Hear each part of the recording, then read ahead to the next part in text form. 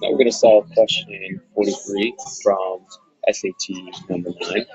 And this question reads, the passage is primarily concerned with, and this is the first question that appears after the passage. So this is what we call like a big picture question. It's asking about the primary concern of the passage, the topic of the passage, and the idea of the passage. So it kind of treats it, we're not looking for specific piece of evidence to support it. So we're looking at the passage as a whole. So let's get into it. So to figure out what the passage is about, I usually recommend two things. So one, I actually recommend that even though this is the first question to appear after the text, I recommend students to take it or answer it at the end, right? As long as they can remember to mark it and actually come back to it and not skip it. The reason it's better to do it at the end is by the time you finish answering all the other questions, because when you first read the text, you probably don't read it too in depth. In fact, you should. You want to read even 1 to 2 minutes. So you're not going to get a chance to go too in depth, too detailed with the text. So by the time you go through all the other questions, go back to the text and read it a few times, you're going to have a more detailed understanding of what it's asking for and be able to solve this question a lot easier since it requires like a more comprehensive general picture. That being said, it's still important to look for specific places, specific evidence. And this is what I call like high density information places. These are places in the text where there's a lot of information packed into a small little bit of space, and it'll tell us what the passage is about. So let's try it for this question. First place you can always look is this little blurb at the top. Don't discount it. It's very important. In this case, it tells us that this passage is titled, right, A Tangled Tale of Plant Evolution. So basically, that sort of frames it for us, is that we're talking about a specific tale of plant evolution. So that gives us a little bit of framework for what we're dealing with. The second thing is sort of track what's going on in the first paragraph or first couple of paragraphs. So this first paragraph here introduces to lignin, and it describes what it is. It's this polymer that's in wood plant cells, essential for plant life on shore, etc. So it introduces lignin. Second paragraph says that lignin production was considered a key adaptive advantage for it. And then it tells us that there was this finding, a new finding, right? Strong evidence for lignin in a red algae.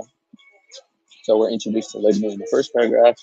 In the second paragraph, we're told about a new finding of lignin in basically water plants, in algae.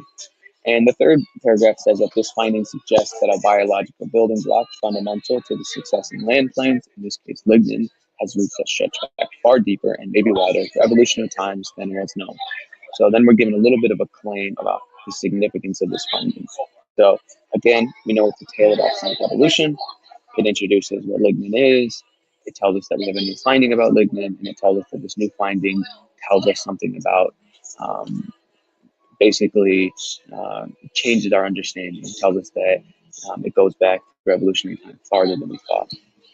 I don't have the rest of the passage here, but the rest of the passage just goes on to kind of detail the discovery of lignin, and then it sort of ends with some different hypotheses about the evolutionary track that it took. Did it evolve from red algae, green algae, sort of how that all worked, and present some different hypotheses. So that's sort of the general idea. If we were to summarize it, we'd just say, well, this passage is about lignin, and it's about a specific finding of lignin in water algae, and basically that's important because it tells us something new about evolution that we didn't know before.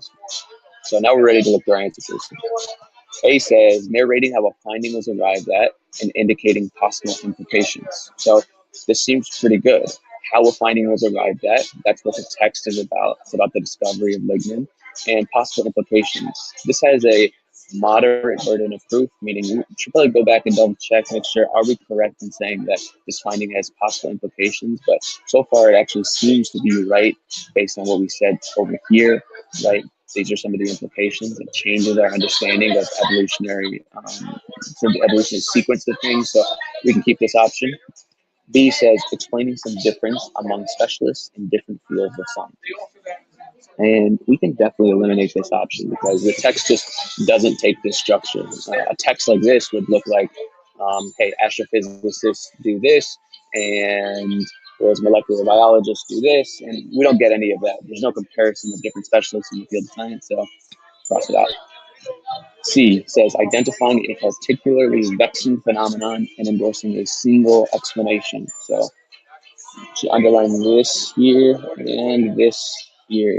This first part, particularly vexing phenomenon, is a very loud claim. And what I mean when I say loud claim is that it's strong. It's saying it's particularly vexing, very strong language. Any loud claim or strong claim in the SAT has to have a large amount of evidence to support it. It has what I call a large burden of proof. It's not to say that it's always wrong. There are a few cases where a very strong claim is supported in the passage, but they're very rare. And whenever they are correct, you have a lot of evidence to support them. So you should already be skeptical of this answer choice. The next thing is that endorsing a single explanation also is pretty strong too. Not as strong as particularly vexing, but pretty strong too. So for this answer choice, we need to make sure we have this evidence. And if we go back to the text, there's nothing, no justification for calling this discovery of lignin a particularly vexing phenomenon. Moreover, it's actually a little bit unclear what the phenomenon would be. Is the phenomenon the presence of lignin? Is the phenomenon certain aspects of the lignin? It's unclear what the phenomenon would be.